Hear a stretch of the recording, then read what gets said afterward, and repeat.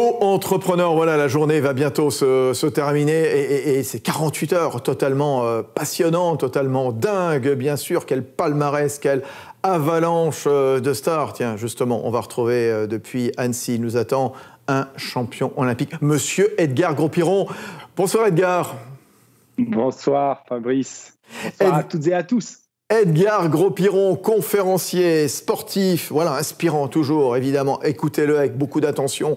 Il va vous délivrer des bonnes leçons, des bons conseils. Edgar Gros-Piron, sportif de haut niveau en ski acrobatique, spécialisé dans l'épreuve des bosses, premier champion olympique de la discipline en 92 à Tignes. J'ai adoré ces Jeux olympiques d'hiver. J'y étais justement, les Jeux olympiques d'Albertville. Ceci ne nous rajeunit pas. Bientôt 30 ans quand même, Edgar, non ? Ouais, bientôt 30 ans, ouais. Oh là là. C'était ça l'année prochaine. Bah oui, génial. Non, formidable. 3 fois champion du monde également. Alors aujourd'hui, Edgar, vous êtes un conférencier reconnu. Bah, vous appuyez nécessairement sur votre passé de champion olympique, de grand champion sportif, pour aborder des questions comme la motivation, je le disais, bien entendu, la gestion de la performance. Juste un mot quand même, parce que j'aime bien avoir votre retour. Comment la crise, elle a rebattu quelque part les cartes sur ce terrain de la motivation, de la performance, qu'elles soient en groupe ou individuelles. Qu'est-ce que vous nous dites, Edgar ? D'abord que la crise, on l'a subie tous, parce qu'on n'a jamais choisi ce qui se passe, que ce soit une crise indirecte comme une crise sanitaire, elle peut être aussi économique, écologique, sociale, migratoire, ou une crise directe comme une maladie, un accident, ou un divorce, un dépôt de bilan, un licenciement, un burn-out. On ne choisit jamais de se retrouver dans ces situations, mais ce qui est sûr, c'est que ce n'est pas parce qu'on les subit qu'on ne peut pas agir. La question, c'est de savoir à quel niveau on peut agir et quel impact elle a sur la motivation. Et ben, en fait, elle a un impact assez dramatique parce que qu'est-ce que fait une crise ? Principalement, elle nous plonge sur du court terme, alors que la motivation, elle s'inscrit surtout sur des objectifs à moyen long terme, le sens qu'on donne à notre vie, des rêves qu'on a envie de réaliser, des projets qu'on a envie de voir le jour. Donc, vous voyez, il y a une incompatibilité entre la crise, qui est en fait une logique très court terme. C'est pour ça qu'on fait appel à une autre énergie que la motivation, que j'appelle l'instinct de survie, et qui impacte complètement cette motivation qu'on n'a plus vraiment l'occasion de cultiver. En tout cas, c'est pas parce qu'il y a eu crise qu'il faut s'empêcher quoi que ce soit, justement. C'est peut-être l'occasion de se lancer, de construire. J'entendais tout à l'heure le président des experts comptables qui disait « bah oui, voilà, crise ou pas, on y va, justement, c'est le moment de se lancer ». Oui, je pense que en fait, le meilleur moyen de traverser ces crises, c'est justement de cultiver cette motivation qu'on a au fond de nous, cette énergie positive qu'on a au fond de nous. Alors, en parant au plus pressé, bien évidemment, parce qu'il faut quand même, faut pas que la crise nous fasse sombrer. Et là, il y a tout un arsenal de décisions ou de solutions qu'on peut prendre. Si vous prenez à l'échelle du pays, au début, on s'est dit qu'il fallait des gestes barrières, des masques, enfin pas tout de suite les masques, mais des masques, là, on a une approche très court terme, puis petit à petit, on a allongé. Là, avec les vaccins, on peut voir un peu plus long terme. Vous voyez comment on subit les choses, mais si on est impacté, si notre activité, elle est impactée par la crise, rien ne nous empêche d'avoir une réflexion tout de suite sur en quoi on va pouvoir saisir l'opportunité de la crise pour en faire un succès.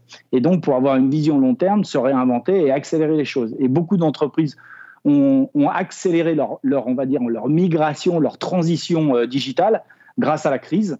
J'ai des clients qui m'ont dit on a gagné 6 ans, par exemple. Nécessairement, évidemment, on a pris un coup d'avance.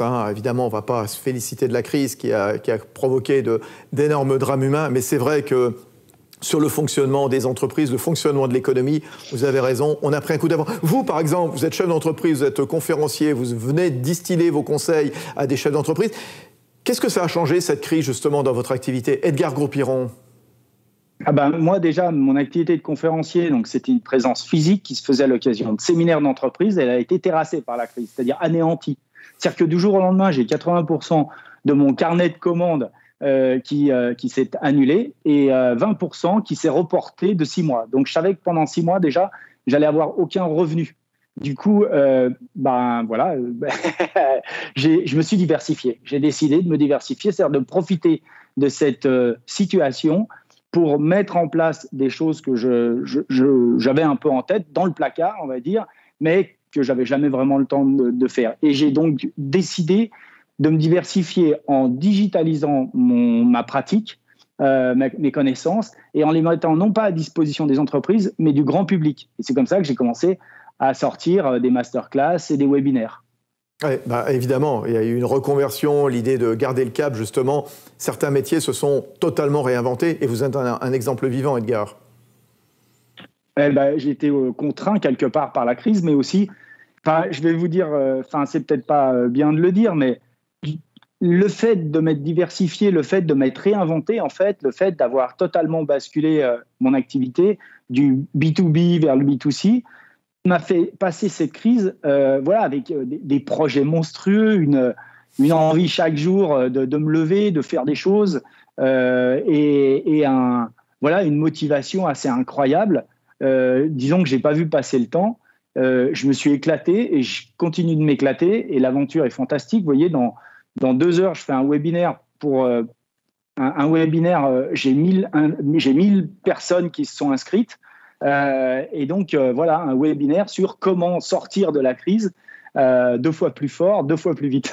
Voilà, le succès autour d'Edgar Gros-Piron ne se dément pas, même presque 30 ans après sa victoire. On continue de voir ces images. Enfin, on ne s'en lassera jamais, évidemment. Donc, cette médaille en ski de boss à Tignes en 92. Vous parlez de la motivation, Edgar, justement. Comment est-ce qu'on la trouve? Parce que c'est vrai que ceux et celles qui vous regardent, ces chefs d'entreprise, ces futurs chefs d'entreprise qui sont en train de se lancer, c'est évidemment un ingrédient essentiel. Oui, souvent on me demande, mais c'est quoi le secret qui t'a permis de réussir dans le sport et qu'on peut transposer au monde de l'entreprise ou à nos vies? Eh bien, je dis oui, il y a beaucoup de choses parce qu'on dit souvent, oui, il faut du talent, il faut du travail, il faut un environnement, il faut des moyens, il faut un entourage, il faut de la chance. Mais tout ça ne serait rien si on n'avait pas une énergie dingue pour transformer le travail en résultat, pour transformer le talent en point fort, pour transformer l'environnement, pour éviter de considérer que l'environnement, l'herbe est plus verte ailleurs, voyez, pour considérer qu'on peut se lancer avec les moyens qu'on a et que parce qu'on avance, les planètes vont s'aligner. On va difficilement emmener autour de soi un entourage si on n'est pas soi-même enthousiasmant, motivant. Ça va être difficile d'enthousiasmer et de motiver les gens avec qui on travaille. Du coup, la motivation, c'est pour moi l'ingrédient qui va faire prendre la mayonnaise entre tous ces ingrédients qui font le succès, qui font la réussite et qui font le succès. C'est pour ça que c'est assez essentiel. Et la bonne nouvelle, c'est que la motivation, c'est pas un don du ciel. Il n'y a pas des gens qui naissent motivés et d'autres pas. C'est une énergie qui se cultive, qu'on a tous au fond de nous, mais qu'il convient de cultiver, de développer, d'entretenir, voire parfois de faire renaître parce qu'on l'a un peu perdu, parce qu'une crise est venue justement l'anéantir et que derrière, il va falloir le trouver. Alors, vous allez me dire comment il faut faire, peut-être. Allez-y, enchaînez, Edgar. J'enchaîne. Ouais, parce que c'est toujours la question. C'est bien beau de dire que la motivation, c'est l'ingrédient qui fait que, mais comment on trouve ou comment on révèle et cultive cette motivation? Il faut savoir que ça repose sur différents piliers, l'ambition, le sens. Moi, je trouve qu'il y a cette notion de se projeter. Je pense qu'on est plus motivé à se lever le matin si on sait que ce qu'on va faire va nous permettre de contribuer à un monde, de servir un monde qu'on a envie de voir venir ou dans lequel on a envie de vivre et dont on sait qu'on va être servi en retour. Vous voyez, c'est-à-dire que la motivation, c'est pas juste donner, mais c'est aussi savoir qu'en face, il va y avoir un retour sur cet investissement qui va être même supérieur à l'investissement même. Donc ça, c'est important parce que la motivation, elle s'inscrit dans cette relation. Je donne, mais je reçois. Mais je donne d'abord. Vous voyez, c'est qu'il y a des gens qui veulent servir et puis d'autres qui veulent se servir. Vous voyez que les gens motivés, c'est ceux qui servent et puis qui sont servis en retour. Puis après, il y a la notion de plaisir, et puis il y a la notion de désir de grandir, de progresser, et puis il y a la notion d'éthique. Pour moi, je veux dire, on réussit durablement parce qu'on a le sentiment, on est fier de ce qu'on fait, on a le sentiment que, on le fait en cohérence avec les valeurs qui sont les nôtres. Il y a aussi la notion d'équipe. Je veux dire, on réussit plus facilement, on est plus facilement motivé quand on travaille avec des gens avec qui on partage les mêmes valeurs, avec qui on partage les mêmes projets, on s'enthousiasme sur les mêmes choses, les mêmes passions, par exemple. Et donc, vous voyez, la motivation, c'est quelque chose qui se cultive, mais ça nécessite une vraie réflexion sur soi. Et donc ça, c'est pas très difficile à faire, mais ça nécessite un peu de temps et un peu de recul. Oui, alors vous évoquiez quand même, Edgar Gros-Piron, la notion d'équipe. Sauf que cette crise, elle a conduit un certain nombre de collaborateurs à changer quelque part leur façon de travailler, leur mode de travail. On se retrouve de plus en plus seul, alors de façon subie, de façon contrainte, notamment le télétravail. Et puis ça a donné aussi des envies à certains de se lancer, de devenir indépendants, justement. Alors dans ce contexte, comment est-ce qu'on trouve cette motivation quand on est indépendant, quand on n'a pas forcément l'équipe autour de soi? Alors, vous me parlez en fait de ce que j'ai vécu, puisque moi, j'ai travaillé seul, mais j'ai toujours eu autour de moi, et là, de plus en plus, justement, avec la diversification de mon activité, des gens avec qui je travaille. Comme je vous l'ai dit, je pense que la première chose, c'est d'avoir une idée très précise, un projet personnel, une idée très précise de ce qu'on a envie de faire. Et vient s'inscrire dans ce projet personnel, un projet professionnel. Et de trouver, pour moi, le sens, la force, en fait, de la motivation, c'est d'arriver à faire la synthèse entre un projet personnel, un projet de vie et un projet professionnel qu'on met au service de notre projet de vie. Vous voyez, c'est vrai que quand on est salarié, peut-être qu'on a un peu plus de mal à trouver cette synthèse. Vous voyez, mais quand on est chef d'entreprise, et c'est pour ça qu'effectivement, il y a beaucoup de gens qui ont voulu changer de vie, se mettre à leur compte, devenir indépendants, c'est sans doute pour se réaligner ou réaligner ce projet personnel, ses aspirations personnelles, ses finalités personnelles, avec un projet professionnel qui vient au service de ses aspirations, qui vient servir, nourrir ses aspirations, concrétiser ses aspirations personnelles. Ça, c'est qu'une clé, mais elle est essentielle. Pour moi, c'est la première et c'est la plus importante. Ouais, alors justement, quels sont les conseils que vous pourriez nous donner, Edgar Gros-Piron, justement, quand on est indépendant, pour continuer à travailler en tant qu'indépendant, justement? C'est quoi? Puisque vous donnez des leçons comme ça, vous nous donnez des conseils à des chefs d'entreprise. Alors, j'entendais l'intervenant précédent du réseau Entreprendre sur le fait d'avoir un entourage. Vous l'avez aussi repris en conclusion. Exactement, bien sûr. Vous m'en avez parlé, jamais être seul. C'est essentiel. Vous savez, là, je vais revenir dans le sport. J'ai pas gagné tout seul. Je travaillais chaque année 2400 heures à l'entraînement pour 15 minutes de compétition. J'étais seul entre le portillon de départ et la ligne d'arrivée. Vous voyez sur les images. C'est le seul moment où j'étais seul.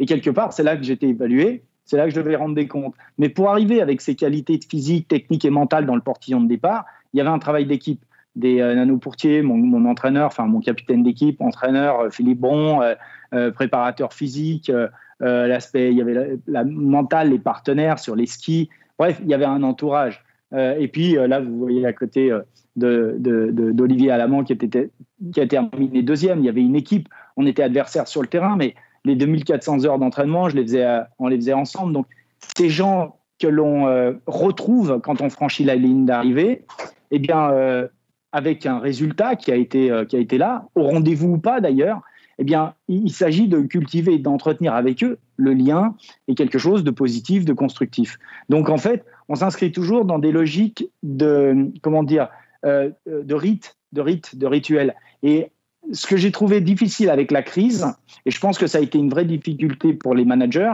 c'est d'arriver à instaurer dans les rituels de temps faible, temps fort, vous voyez, entraînement, compétition, temps faible, temps fort, le troisième rituel qui est peut-être le plus important, qui est le temps de célébration. Le temps où, en fait, on retrouve l'énergie qu'on a dépensée dans les temps faibles et dans les temps forts. Parce qu'on ne pouvait plus se voir. Du coup, on ne pouvait plus fêter, on ne pouvait plus célébrer.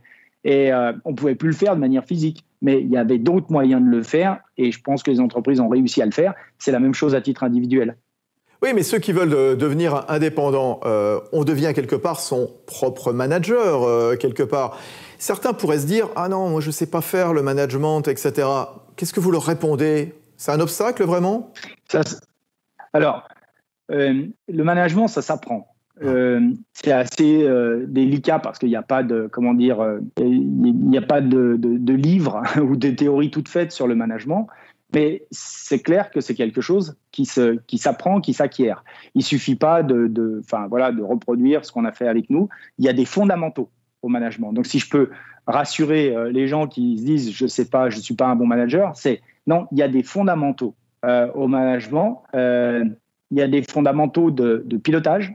il y a des fondamentaux de concentration des efforts, il y a des fondamentaux pour intégrer les gens dans un projet, pour faire rentrer les gens dans un projet, il y a des fondamentaux pour conduire des changements, il y a des fondamentaux éthiques, c'est-à-dire un management, ça repose sur des valeurs, et tout l'enjeu, c'est pas de les afficher au mur, mais c'est bien de les faire vivre dans les comportements et dans les décisions, en affichant derrière des règles du jeu, des principes, des choses qui soient claires et simples à comprendre et à appliquer. Et puis, il y a des rituels, comme je parlais tout à l'heure, temps faible, temps fort, temps de célébration, à respecter, parce qu'en fait, un manager, c'est quelqu'un qui doit être là en apport d'énergie et de compétences, quelque part. Si je devais résumer, un manager, c'est quelqu'un qui est là pour faire réussir les gens dans leurs aspirations et dans leurs résultats, en les faisant progresser et grandir dans leur motivation, dans leurs compétences, pour les rendre libres et autonomes dans leur métier.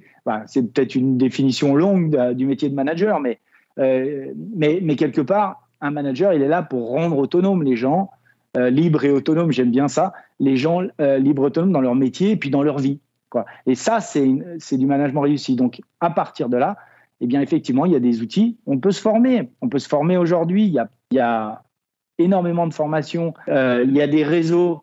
On a parlé du réseau Entreprendre. On peut avoir des pairs, on peut avoir des mentors. Sur Internet, aujourd'hui, vous avez plein de choses. Si vous voulez, moi, j'ai une masterclass sur le sujet, comment réussir sa vie d'entrepreneur. Voilà, il y a vraiment de la matière. Il y a énormément de choses. Il faut s'inspirer. Il faut rester, je veux dire, un entrepreneur, c'est une éponge. Ça doit être une éponge. Il doit arriver à s'inspirer, faire la synthèse, prendre ce qui est bon pour lui et avancer. Et lorsque on fait sa première vente, ses premières ventes, il y a de l'argent qui commence à arriver quand on est indépendant. Quelle relation on doit avoir vis-à-vis de l'argent? Quel rapport à l'argent? Ça, je pense que dans la tête de certains et certaines, c'est pas forcément toujours clair. Edgar Gros-Piron.